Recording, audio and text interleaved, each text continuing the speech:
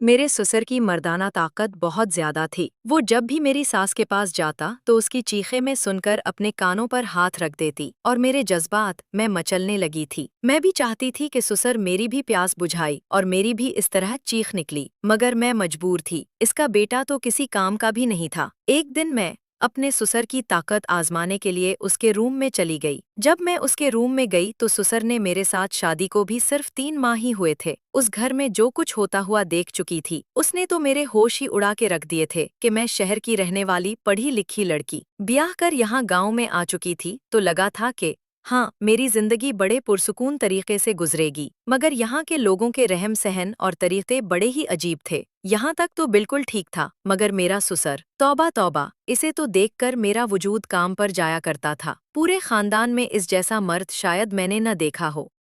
मेरी सास तो अपने शौहर की दीवानी थी, उसका तो बस नहीं चलता। मेरे ससुर को कमरे से बाहर कदम भी रखते।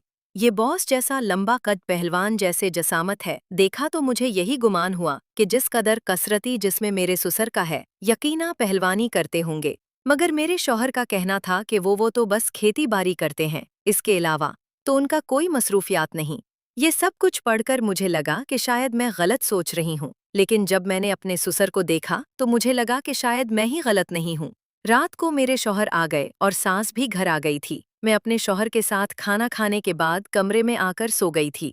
रात के आधे पहले मुझे ऐसा महसूस हुआ जैसे मुझे कोई देख रहा हूँ। मैं जाना कि हर बला कर उठी और अपने शौहर की जानिब देखा तो गहरी नींद में सो रहे थे। मुझे अपना वो महसूस हुआ और मैं वापस ही करवट बदल कर सो गई। लेकिन अभी तक मुझे ऐसा लग रहा था कि कोई मुझे देख रहा हूँ। ना उठकर बैठ गए और चारों जानिब नंगा घुमाकर देखने लगी। राना की मेरी निगाह के की जानिब बढ़ी और ये मंजर देखकर मेरे अस्ताना खूता हो गए कि मेरे ससुराल की रात खिड़की खोलकर हमारे कमरे के अंदर झांक रहे थे और उनकी नजरें मेरे वजूद पर ही थी। मैं खौफजदा सी हो गई। मेरी नजर उनकी निगाहों से मिली तो वो फौरा खिड़की से हटकर घर के अंदर चले गए। ये सब कुछ मुझे बहुत हैरानी में मुब्तला कर रहा था। शादी के 3 महीने तो बहुत आराम से गुजर गए थे। उन्होंने ऐसी कोई हरकत नहीं की थी, लेकिन आज उनकी 2 दफा ये हरकत मुझे बहुत खौफजदा कर रही थी। मैं इस बारे में अपने शौहर को बताना चाहती थी कि आपका बाप मुझे अच्छी नजर से नहीं देख रहा, लेकिन ये सिर्फ आज ही हुआ था। इस वजह से मैंने अपने शौहर को बताना मुनासिब नहीं समझा। मेरे दिमाग में यही बात आई कि उनको बर्रा न लग जाए, क्योंकि वो उनके बाप हैं नौवर। पहले ही मेरी माँ ने मुझे समझा दिया था कि किसी से बहस मुहाफिज मत करना, किसी से कुछ भी मत कहना। पहले ही सब यही कह रहे थे कि शहर की लड़की है। मैंने यही सब बातें सोचकर सारी चीजों को पसे पुष्ट डाल दिया और खिड़कियां और दरवाजे अच्छी से बंद करके सो गई। अगली सुबह जब मेरी आंख खुली तो सब लोग हैं जागे हुए थे। मैं किचन में दाखिल हो गई और अपने शौहर के लिए नाश्ता बनाने लगी। सास बहुत मिलनसार खुतूत थी। वो मुझसे उधर उधर की बातें करने लगी। मेरे दिल में याद रखना, मैं ये ख्याल आया कि क्यों ना इस बारे में अपनी सास को बताया जाए, लेकिन फिर मैंने यही सोचा कि वो सर से बहुत ज्यादा मोहब्बत करती है।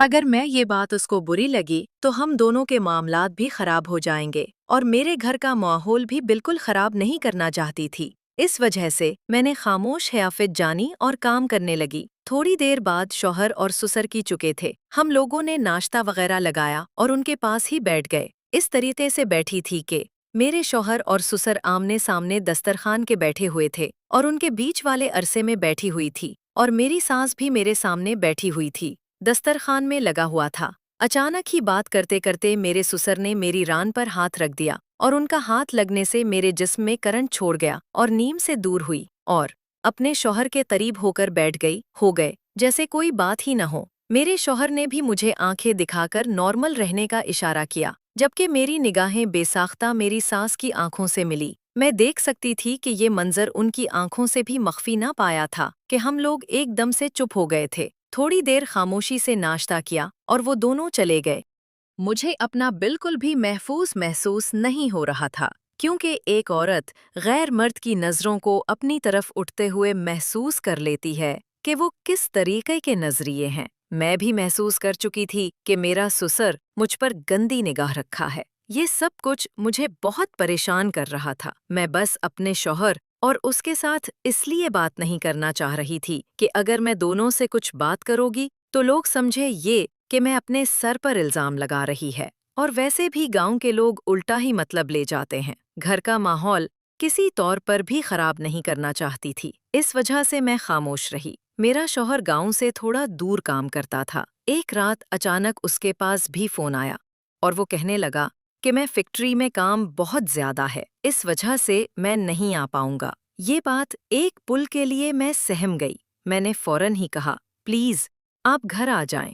نہ جانے کیوں مجھے خوف سا محسوس ہوا تھا، بالکل بھی محفوظ نہیں لگ رہا تھا جب میری ساس کر کے اندر ہی موجود تھی۔ یہ بات سن کر میرے شوہر مجھے سمجھانے لگے کہ کوئی بات نہیں، گھر پر سب لوگ موجود ہیں تو ڈرنے کی کوئی ضرورت نہیں، کھانا وغیرہ کھا کر سو جانا، میرے لیے آ جانا بہت مشکل ہو جائے گا۔ میرے شوہر نے صاف الفاظ میں مجھے بول دیا تھا اور میں کسی طور پر بھی گھر نہیں آؤں گا۔